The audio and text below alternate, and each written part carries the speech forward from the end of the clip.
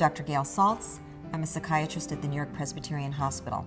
In addition, I'm a psychoanalyst and I have special training in sex therapy. I did my residencies at the NewYork-Presbyterian Hospital in internal medicine and psychiatry, and I was involved in the research that was going on at the time, which made me, I think, a better clinician when I emerged.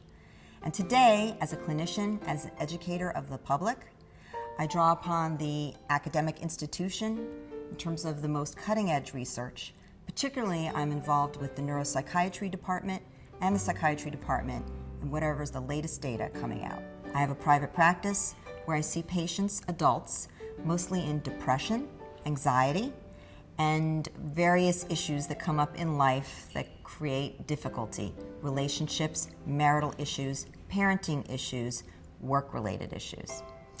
In addition to that, I write about many psychiatric and psychological topics for iVillage.com, which is a women's internet site. I write for several women's magazines, and I've written several books. My most recent adult book is called Anatomy of a Secret Life: The Psychology of Living a Lie. Secret keeping, which starts around age 3 or 4, is the developmental method of separating yourself from your parent. To know that you can keep a secret, your parent can't necessarily read your mind. This becomes extremely important in adolescence when you're defining yourself as a separate individual. And you may try on even secret identities as a way of seeing, is this who I want to be? Is this who I want to be? And that's actually very healthy and important to be able to do. However, there are times when something may be going on in your mind that you're not aware of, some anxieties, some need to replicate something that happened early in your life that may drive you to a kind of secret life, such as addictions, using substances to quell anxiety, keeping that a secret, which most people do, and that driving many other behaviors in addition to the addiction, secret keeping from family. Other addictions like compulsive shopping, gambling.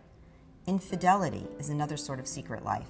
In the book, I talk about Charles Lindbergh and other historic figures, but in his case, his having several other families in Europe at a time when, of course, his family did not know, nor did the public know, that he was living this secret life. In the book, I also discuss characters like T.E. Lawrence, who had a perversion, a flagellation perversion, actually. He was unable to consummate any intimate relationship and really only derived sexual pleasure from being beaten. So another secret life would be something like tax evasion or white-collar crimes that on the surface the person appears to be living quite normal, quite honest life, but underneath it all there are reasons that they're drawn to holding the money back or perhaps to committing the crime in the first place. I've also written some children's books that are specifically to be used as tools for parents in talking to their children about sex and sexuality.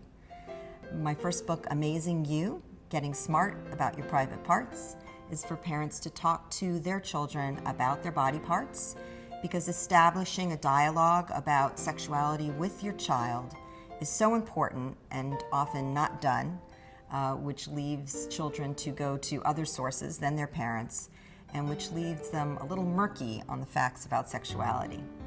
There'll be a new book coming out in the fall called Changing You, which is about puberty and goes on to talk about sexuality in more specifics so that parents can have that conversation as well.